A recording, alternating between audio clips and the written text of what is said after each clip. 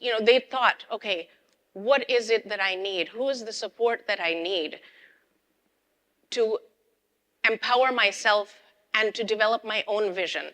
And I think that's what we all need to do as women and as yoginis of today. Some of us are writers, some of us are artists, some of us are in the sciences, some of us are in politics, whatever it is that you're doing. You need to think all strategically and say, okay, how can I be the best I can and work with everyone else, support the others to be who they are.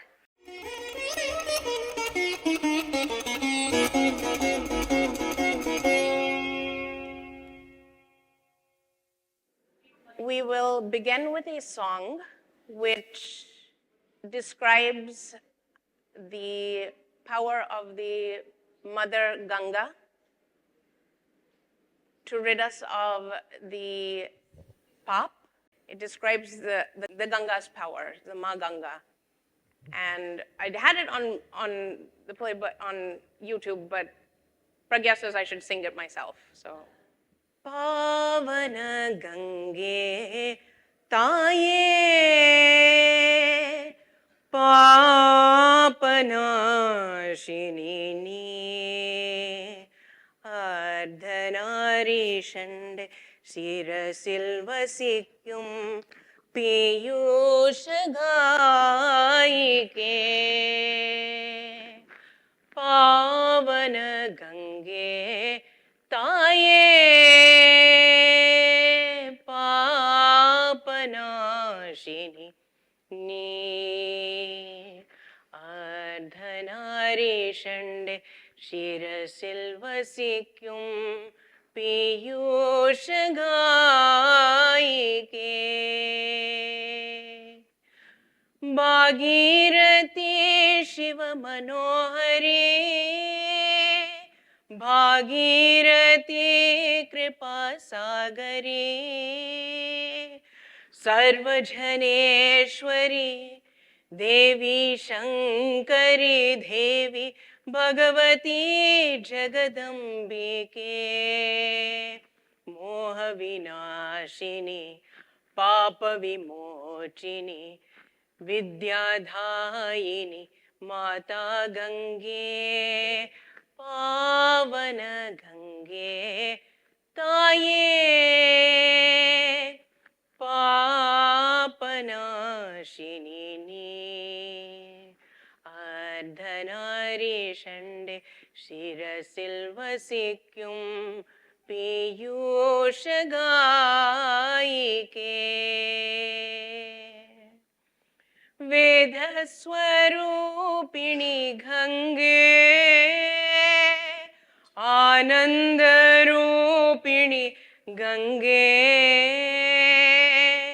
Jaya Bhayaharini Jaya Bhavatarini Dushchintaharini Jagadambike Moha Vinashini Papa Vimochini Vidyadayini Mata Gange Bhavana Gange Taye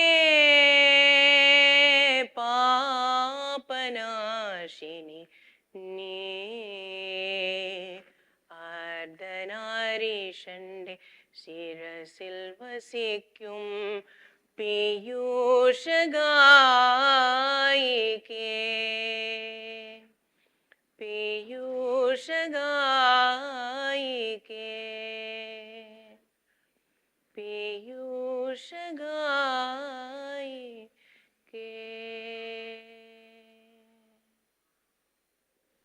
What a beautiful invocation, Saumya ji. Just took us right into the effulgence of Mother Ganga. She's right here in the room. She always is in her aura, but you just awakened us to that. So beautiful. Thank you. I'm so excited. In fact, it partially kind of describes what Nilima keeps talking about of the four Devi, like the four forms of the Devi, partially. The four powers of the Great Mother. Yeah, thank you. Wisdom, strength, harmony, perfection. Yes. So Soumya Iyer is a yoga therapist and researcher coming from a lineage of women of power and grace. It's so beautiful to see that shining on your face. She has been trained in multiple other healing modalities, invoking these to develop the divine Shakti within.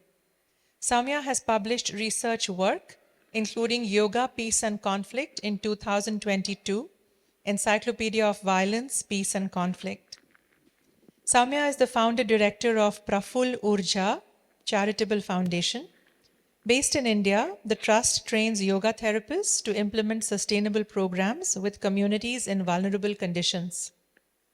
In her spare time, Soumya writes poetry and music, hikes and swims, travels, and contemplates.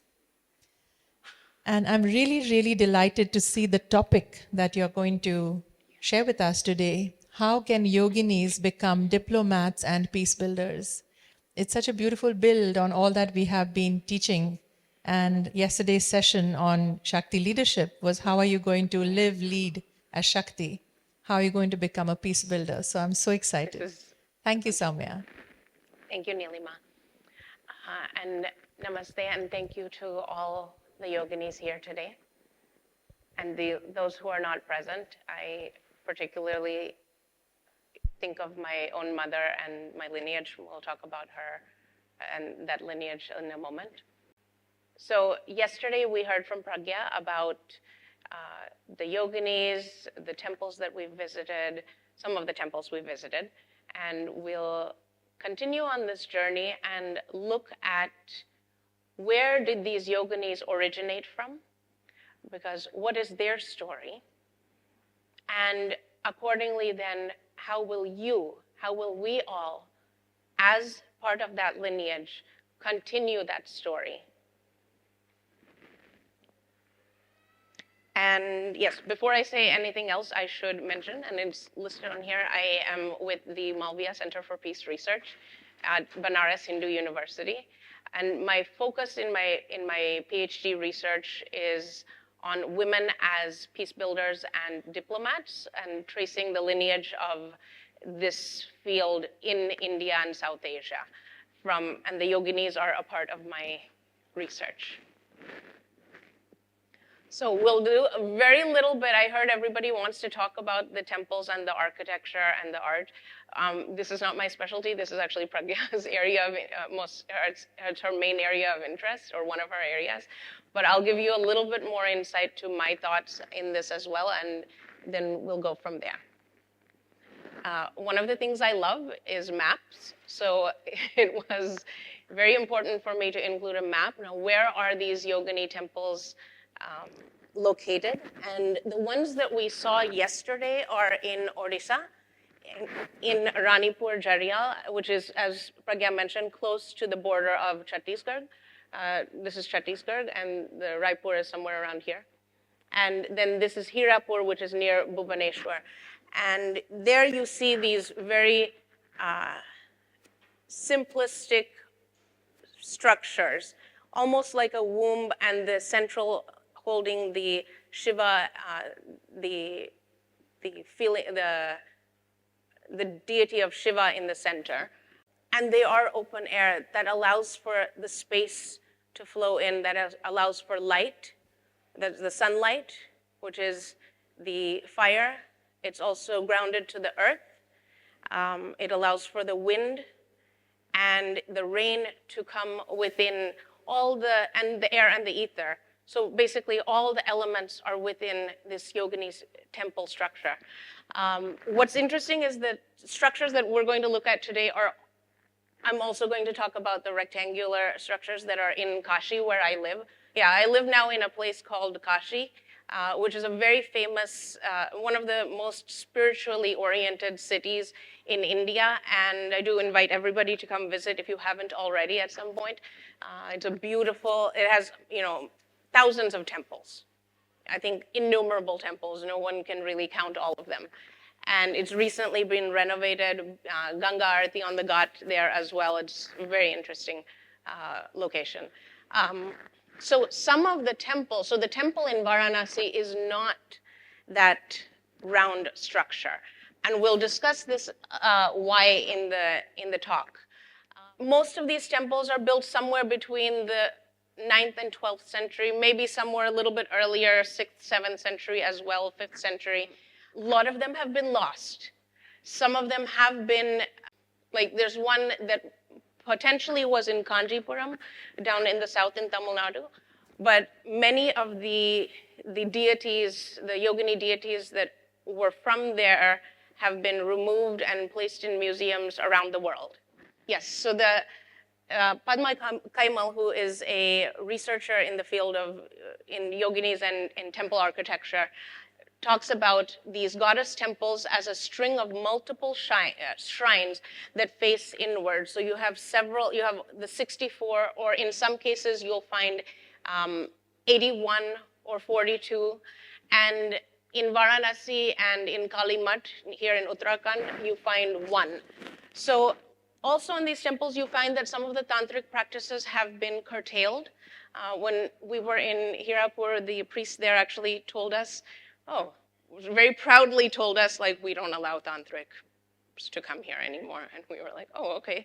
So there's only now one system practice being used there and being allowed there. And the way we look at this in terms of peace and diplomacy, as we mentioned yesterday, some of these are also there are also Buddhist yoginis, and you can see Greek yoginis, Pragya has brought out, and really that bridges across all cultural and religious divides. So the yoginis are for everyone, for all cultures, for all peoples.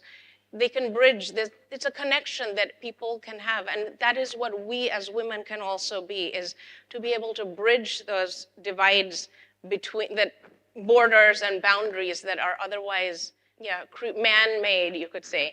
I don't want to say the patriarchal, but yes, maybe it has been developed by certain people over time. And in fact, if you look at then the open face structures, there's no boundary. And in a circle, there's no boundary. There's no start and end. It's complete. It's round, it's whole, it's complete. Great, but in Varanasi, there is one deity left, one or two, you could say. And I have a theory about this that I'm going to be working with the historians or archaeologists in the university to maybe unearth some new yogini ideas about yoginis. But it is a rectangular shaped format, which is more traditional. Now, this may be because there was a need to escape first, and to fit in and to mold yourself, which I think we as yoginis also know how to do. In any situation, we have to transform ourselves and become who we need to be. In addition, it's very interesting that it's also placed in currently what is considered a very local Muslim neighborhood, but has been maintained untouched. Nobody has tried to desecrate it. It's actually revered even by the locals. So again, it shows that you can have multiple religions. The yoginis cross all divides. There's a very interesting story about this temple that has been told by the local priest, as well who was at this temple, as well as a couple of others who seem to have a background in some local people who I've spoken to, that at one point the yoginis were going to be turned into stone, and in order to avoid this, they have merged their souls into this one deity, Kali deity, which is not the original, like it's not the Kali with the tongue sticking out, but you can see that she is also portraying death, and the head is there, it's just in a different place than normal. Opposite her stands, so there's a courtyard, and opposite her stands another Bhadrakali. And so these are the two, so actually it's called Ma. So you find two deities, but really just this is the main one, and all of the yoginis have come here. There is an open courtyard, so there's still that feeling of openness. You can escape, you can come in and go out. And again, the way I look at this in terms of peace building is, well, peace builders have to provide refuge to people who are coming from other places. And so this is what she has done. Now, we'll go into a story at a later point and then come back to this slide if possible. So now, where do these yoginis come from? Whether they just show up and people built temples for them in the 6th, 7th, 10th centuries? Does anybody have any ideas? The story behind the yoginis? Yes, somebody? No?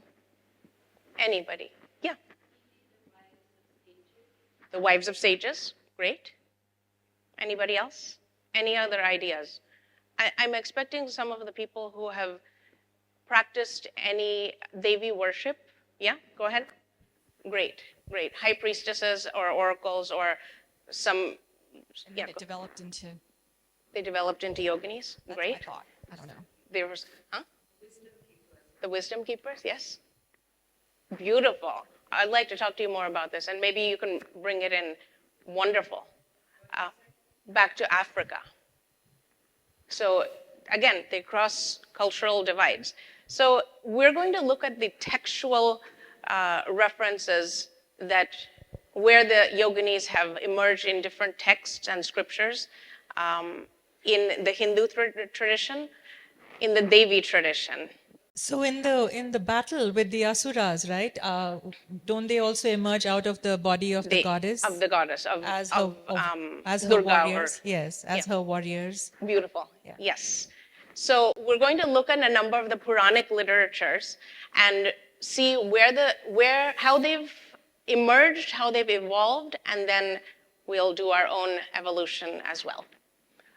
In the early, so now the dating says around, the current dating says around 1 to 300 AD for Agni Purana.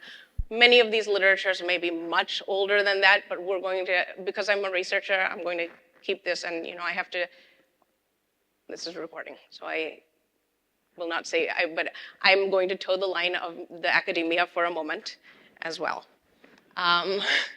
In chapter 50, I'm sorry, I don't know why I put 52, verses 1 through 9, there is a list of the names of the 64 yoginis, and it also explains their locations. So this is very important because we are all coming from different corners of the world, different places, although there's a huge contingency of people from Bangalore and maybe a couple of people from France. But otherwise, we are all coming from around the world. And I'm happy to be a part of the Bangaloreans and my nod to them as well because I was there for many years. And what's important about this is that they did strategically place themselves in these corners of in the different corners whenever they were together. They didn't just, they thought, okay, what is it that I need? Who is the support that I need to empower myself and to develop my own vision? And I think that's what we all need to do as women and as yoginis of today. That we need to think, okay, where am I?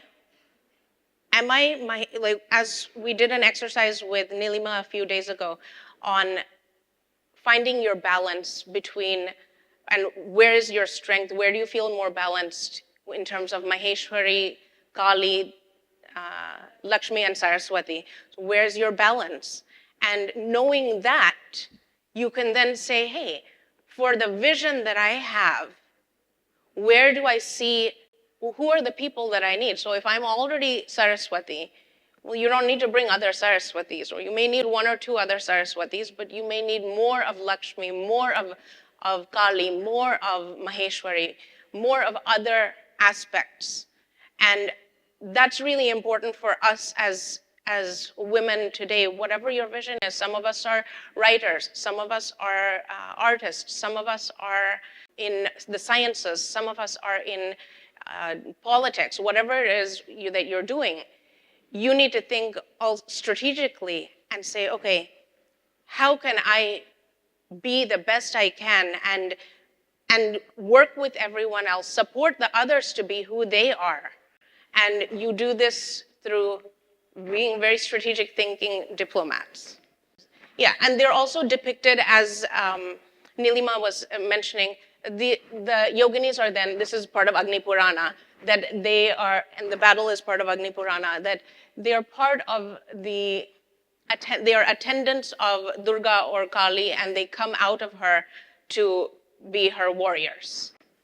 Great. So based on the literature, I've developed this diagram, which is very interesting because when we go through a little bit later, this Kali Mat structure has pretty much this, has a very similar pattern. And I did not do this on purpose. I had just done it out of my own, free hand, and also what Google gave me.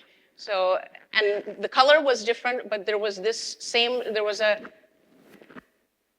rectangular enclosure, and then this was painted on the ground, and there was white and gray circles.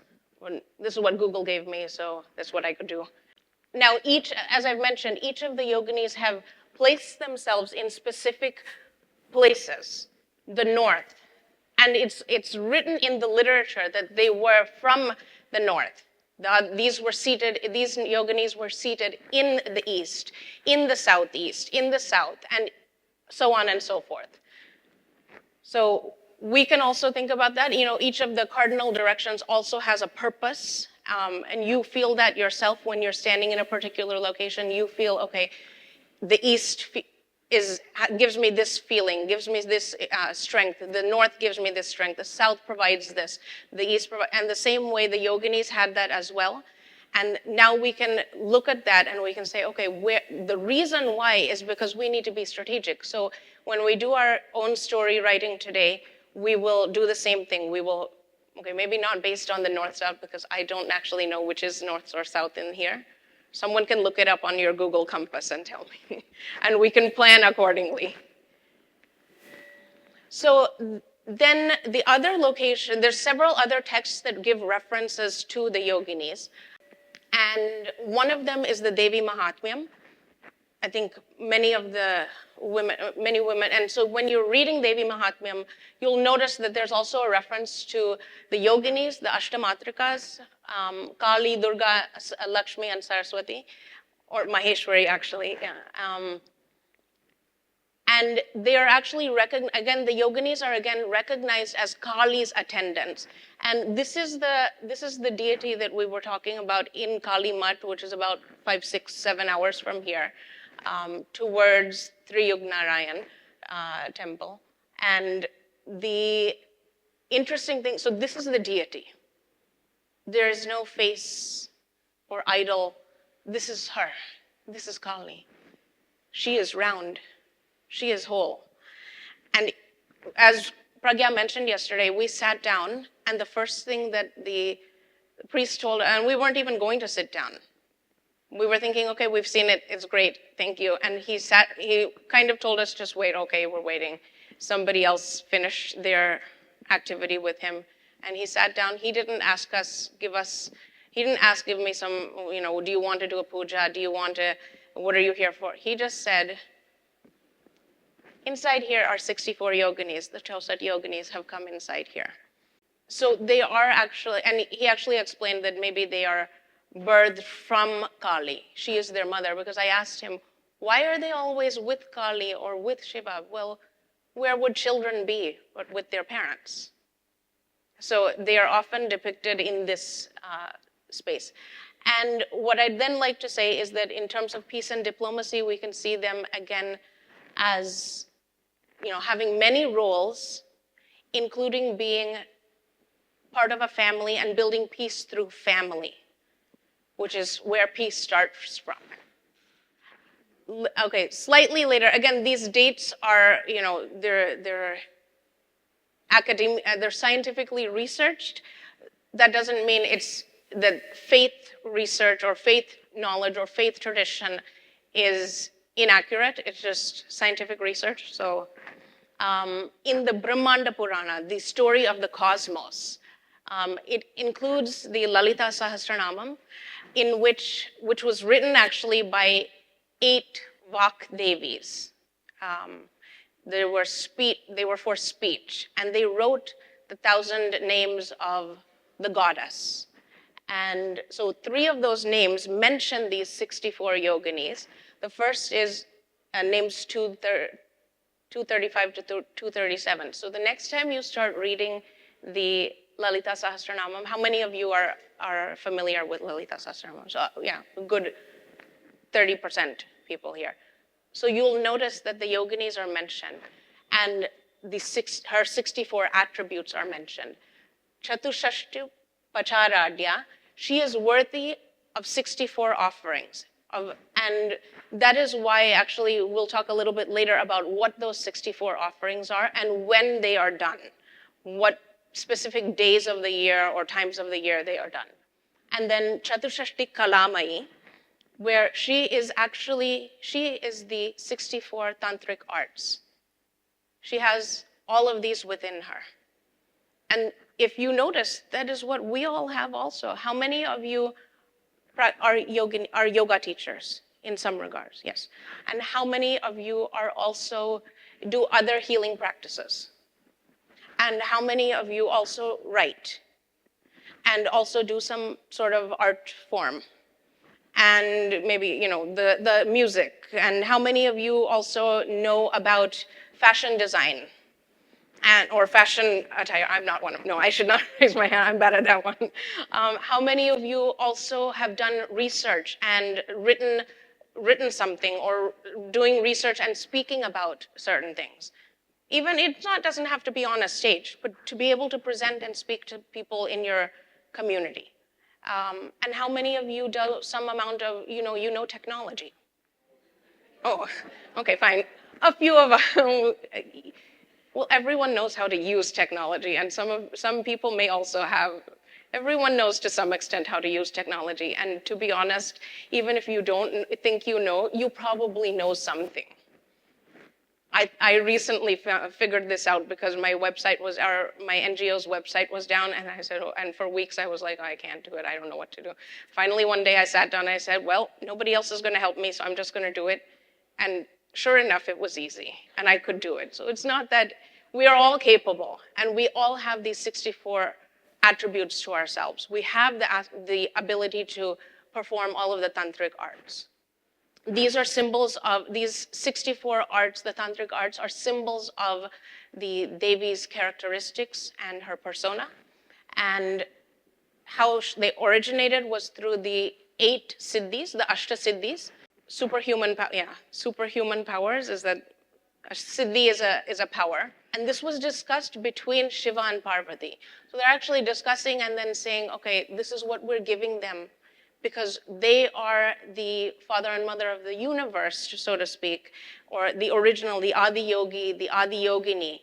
And so they give to everybody else. They give to their children, these 64 yoginis. This is what they have passed down. Adi Shankara also discusses much later in the 5th century, well, maybe not much later, but he does discuss in the Saundarya Lahari, Chatu Shashtya Tantrai Sakalam. And these 64 arts are everything.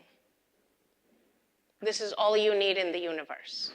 What are these 64 tantric arts? We've already gone through some of them, and maybe if I get to, I will speak about a few others.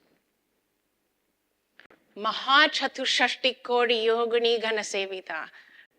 Maybe everybody can repeat with me. Maha Chatushashti Kodi Yogini Gana Sevita. So actually, there are more than 64. In fact, there are 640 million yoginis.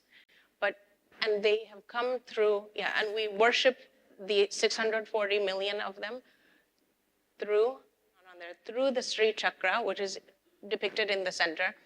So Sri Chakra defines or describes the 8 Devis, Brahmi, Maheshwari, and ma'am, you'll know better. Each of these yoginis has 8 attendants, so there are 64, and each of those attendants has 64. So each of these Devis has 8 yoginis, and each of the yoginis has 1 crore, 10 million attendants. And their job is to administer, so they've been given the duty, the dharma, to administer all the aspects of the universe. And again, I see this as peacekeeping. They're basically keeping the peace in this world. So furthermore, in the Brahmanda Purana and in the Lalita Sahasranamam, there's a description of 64 names of Lalita, of Devi, through the Kundalini rising through the 7 chakras, because each of these chakras, everybody has studied the chakras. So each of these chakras is administered or presided over by a yogini deity. And as you rise through the chakra and through the chakras and through the yoginis, it is very important to also offer them worship and gratitude for allowing you to flow through and rise to your highest power. Each of the yoginis then also has the mantras in the mantras also describe her complexion, her whatever she's holding in her hands, armories or weapons, the qualities that she has, and also foods that you can offer or offerings that you can give her. And I am just looking at the time. Yes, I will not go through all of it. But you can look them up you can look them up in names 475 to 534. So now we will come to Skanda Purana. So Skanda Purana is the oldest, or it's the longest Purana with about 81,000 verses, and it describes the planet. And it describes this mother universe, the mother earth for us, the people and the places. And one of the places that it describes, and one whole chapter is dedicated, or one whole section is dedicated to Kashi. And as I've mentioned, I'm very now intertwined in the life of Kashi. And yes, so this is a conversation between Skanda, the 6-headed son of Parvati, and Shiva, but more Parvati, and Vyasa, who is he's a sage who is, does everybody know of Vyasa? How many people know Vyasa? So some percent, okay. So Vyasa is a sage who has written the Mahabharata and he was part of the writing process, although Ganesha scribed it for him, but he was the author. So in this Skanda Purana, so we'll go into detail in this story.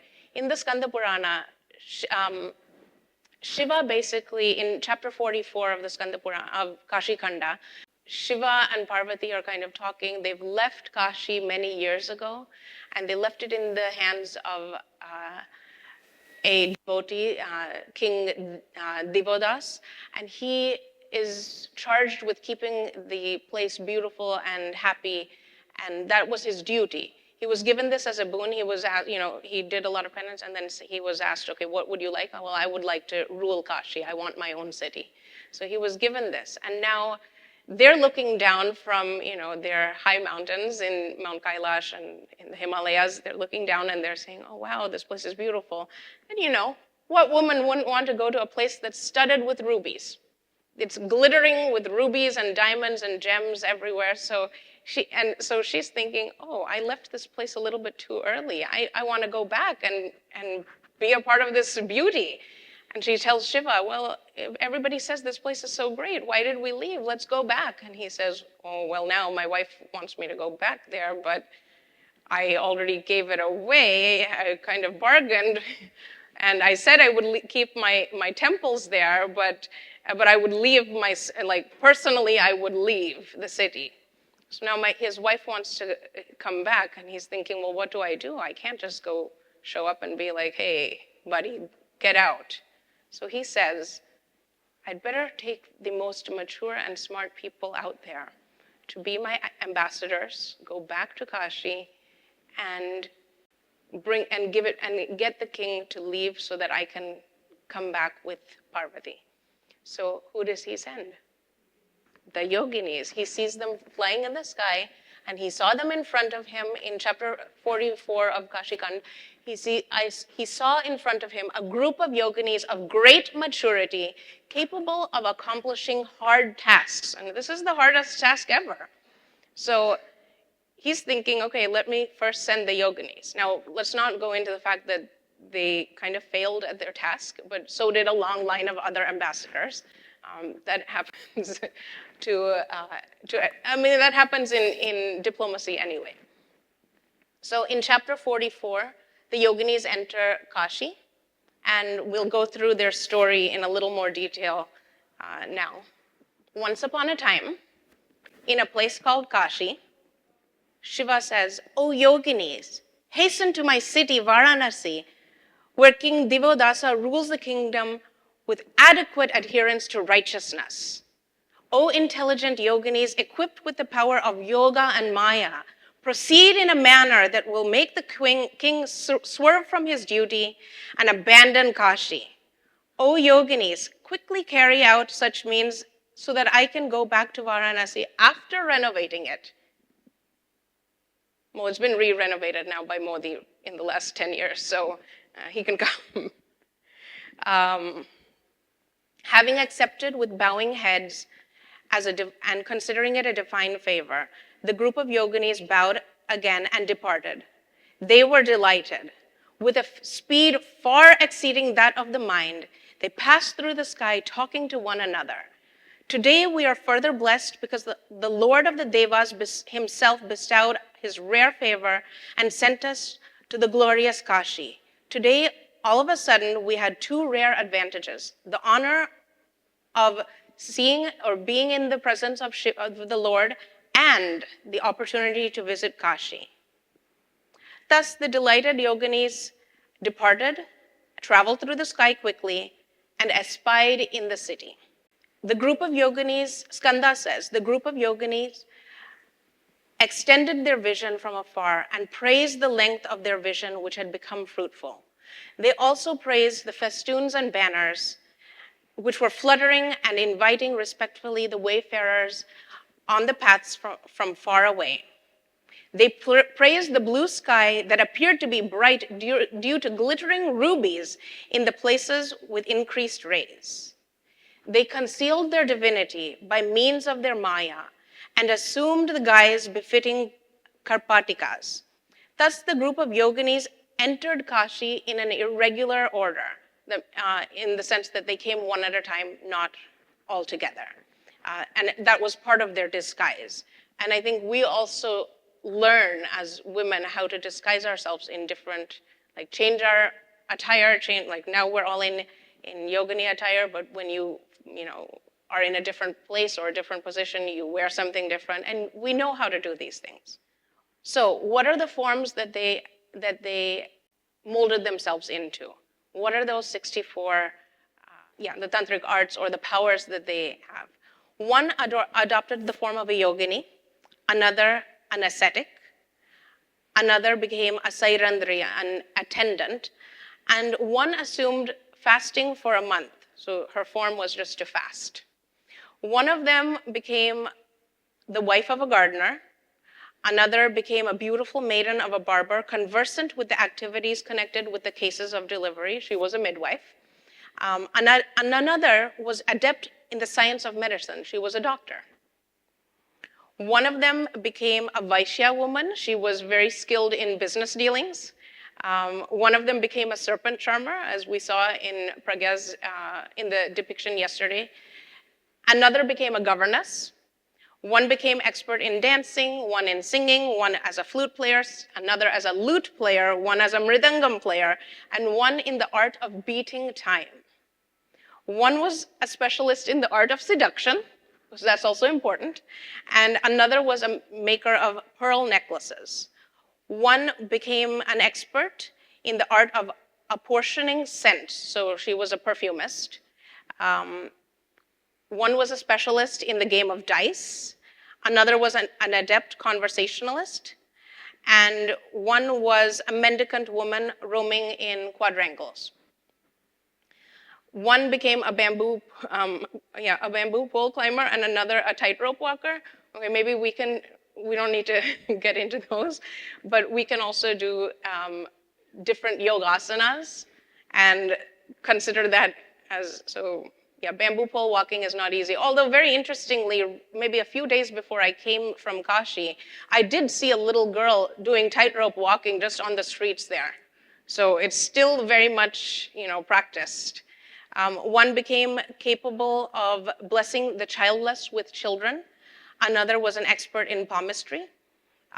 One was an artist. One was a speaker, like I guess she was a motivational or a public speaker. One was involved in alchemy. Another had this power of Paduka Siddhi, where you touch the sandals and are able to transport yourself. And one has teaches the ability to walk in the sky. One has the ability to become invisible, and so on and so forth. It's pretty amazing, right? The tightrope walking is also a symbolic thing. We all have to walk the tightrope. Great. Yes. Have to be invisible.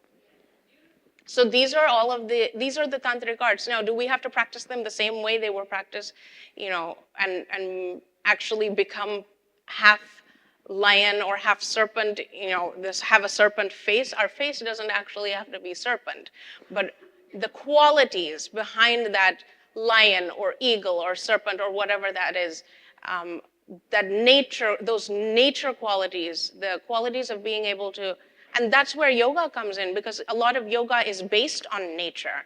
And we learn how to, the yogasanas, half of them are based on nature. You learn how to be that tree, rooted and balanced from the earth to the sky. You learn how to be a rock, stable in one position, a mountain, strong. And you practice the asanas and you can learn all of these.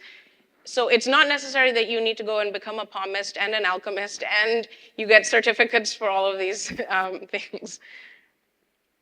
Great. So now they realize also by this time that they've spent a year and they haven't figured it out how to get the king, because they're in love with this place. They entered every house and every yard. They were so happy there. So then one day they said, okay, we need to have a meeting similar to this, because we all go out in the world and now we're having our meeting and we're saying, okay, well, now what do we do next? We haven't accomplished what we want to do, but now this is the chance for us to revitalize ourselves, re-engage and re-energize, and then say, okay, now how are we going to go back into the world? So, and what they decided is they're not going to go back to heaven. They would rather stay in Kashi, because even when you're in Kashi, the Lord has no choice but to be in Kashi also. Maybe physically not present, but he has to be there in his energy. So they said, okay, well, even if we can live without the Lord, we cannot live without Kashi, because if the master is angry with the servant, he can only take away the means of the livelihood. But if Kashi slips away from our grasp, then it takes away the four aims of life. And we spoke about the four aims of life Nilima was mentioning, which are? Artha, Kama, Moksha, Karma. And anybody who decides to leave Kashi after entering it, even after coming to this glorious city, if you think of leaving it, you will be abandoned by the Purusharthas. Dharma, Artha, Kama, and Moksha. And so the yoginis say this, and I was actually thinking about it yesterday, but and after reading this again, I said, oh, okay, I'll stay. Because Kashi is beautiful in its own ways, but it also has its problems, as does any place. This is the space of the yoginis. Now, where have they gone? Because now they had to become, so what I'm posturing is that they are still in Kashi. Actually, it is said that Skanda continues that he mentions the names of the 64 yoginis, and the names are different in different texts. This may be irrelevant, like we all have different names also. But they have the power, they have so many powers. If you repeat their names at dawn, midday, and dusk, all your sufferings due to evil spirits will be subsided. They give peace to infants and to the unborn. They accord victory in battle, in royal household and debates. And this is what we were talking about, that we also have duties, that yes, we do our own thing, but that what is important is the blessings that we're able to give to others. I think Pragya mentioned that now it's time for us to all come together and support one another. This is the blessings that we give to one another. And the Kashi Kanda goes on to explain how to do the offerings to them, but we'll do our own, in order to keep time short, we'll do our own activity instead. Some of the important times are that, there's this particular, you use ghee and you light particular lamps in a particular size and shape for them, and you do this during the Navaratris, which are October-November month. You also do it during you fast during the 14th day of the dark half of the Krishna Paksha in every month, which is basically the Shivaratri of every month. You do 108 havans at night, and also during the first day in the dark half of the Chaitra is a pilgrimage for anybody staying in Kashi, and that is basically done at Manikarnika Ghat in Kashi, and it's done on the Amavasya of the month that is about to start. So it's actually on March 30th, if anybody happens to be in Kashi then. And yes, so then Chaitra Amavasya is very important, even for Pitru Paksha, and doing something for the yoginis, doing the lighting the lamps for the yoginis and doing the havan and for the yoginis on that day is very important. And these are some of the different arts that you can decide to study, or you can find your own tantric arts to help you rise your Kundalini Shakti. So now we'll take a moment to discover your own story as a peaceful yogini, and it would be nice if we can make a circle. But before we make this circle, I want you all to think for a moment strategically. Now, we do this anyway. When we're in a conference, we think, okay, well, who should I sit next to today? We don't often sit in the same place every day with the same people. We think, okay, I need to get to know others. I need to know what their strengths are, see if there's an opportunity for collaboration. Is there a project that we want to work on together? We are all thinking this all the time. How can we support one another and work with one another? So think about this. Whom do you need around you as support so that you can accomplish your mission? Find your yogini friends and ground yourself in sthiram, sukham, and asanam. But we'll sit in our chairs or on the ground, and we can make a circle if possible. So we will do, we will do brief meditations on each chakra, and then after we do a quick meditation, so we'll go through the color. Has everybody done this before, a chakra meditation? Has anybody not done it? Okay, just a couple of people. So we'll do a brief amount, because I want to stick to the time, for each of the chakras, and the color, the visualization of the lotus, and also the bija mantra, and the yogini associated with that. But because we won't go into the description about those yoginis, so because we didn't do Lalita Sahasranamam description reading. So, and what we'll do from there is you will think about what helps you with that particular chakra. So the Muladhara chakra is for grounding and stability. So think about what are the sights, the sounds, the smells that help you feel grounded. What was the time in your life that you felt most grounded? You felt most stable? And what helped make you feel that groundedness? What helped make you feel stable?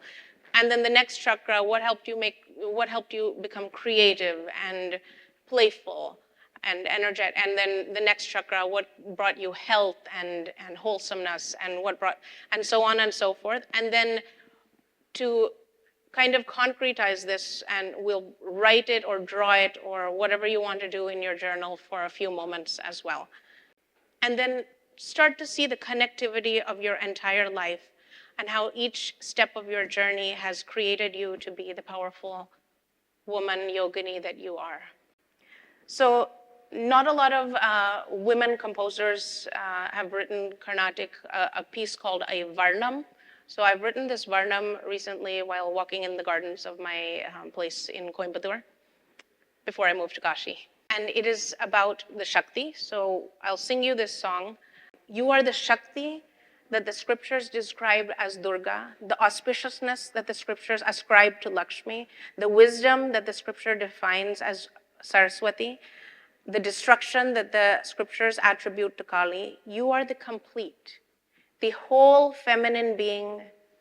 You are divine, purely divine. And some references. Okay, so before that, and we'll do the song at the end. Before that, also, as we are tracing our lineage from the time of the Yoginis all the way until today, and then your vision going forward. So when we're doing this song, we'll talk about our vision. We'll give you a chance to also write about your vision going forward. One of the things that's really important is to also trace your own lineage, your own family lineage, the feminine lineage, and even to find within the negativity, because not everybody has had a great childhood with their parents, but even in any negativity, to find how that has become your strength. And somebody asked me about my own family lineage, so I'll give a very brief that I am very blessed. Well, I also have my issues with different people in the family. Everybody does. But I've been very blessed that it has been a lineage of women yoginis, very powerful yoginis. My own mother has been gifted a female saint who took samadhi about 7 years ago. She was building a temple, and so in that place she excavated and unearthed a Devi, an Akilandeshwari, the mother of the universe, about this tall in complete gold. And she told my mother, "Oh, I'm just going to give this to you. You caretake for it in California, where I'm originally, it's my native place. You caretake for it until I build an ashram there." Now she has built the center and never has asked for it to come back. And so I feel, and she herself had several women gurus. Now we were talking about how there are not a lot of women in that yogi, at the lineage top. So I've been very blessed that, yes, my mother also introduced me to some of the male gurus, and my grandmother was here in Rishikesh living with Swami Shivananda across the way at what is now possibly considered Divine Life Society. I don't know if it was the exact same place. And he has actually said, like, you are my daughter, and your husband is my son-in-law, and he has treated them like that. And she was raised by two women, her aunts, who were devotees of Ramana Maharishi in Tiruvannamalai in deep South India. And coming to my mother, she introduced me to my own guru, Mata Amritanandamayi, Amma from Kerala, the hugging mother. For those of you, have people heard of her? She's quite famous. But in addition to that, she's also introduced me to Mother Meera, who is based in Germany. Some of you know her from Germany. And to Karuna Mahima, who is based in Karnataka. Some of you have heard of her, Karuna Mahima. And I've had a great opportunity to be in the presence of these people, like literally hanging out with them as I would with you. Like, oh, let's have a cup of coffee. Okay, let's have coffee. Okay, well, I don't feel like coffee. Let's have ice cream. Okay, or let's go do this together. Let's do something. And to really recognize all of those moments as so integral in your own story and in your own journey.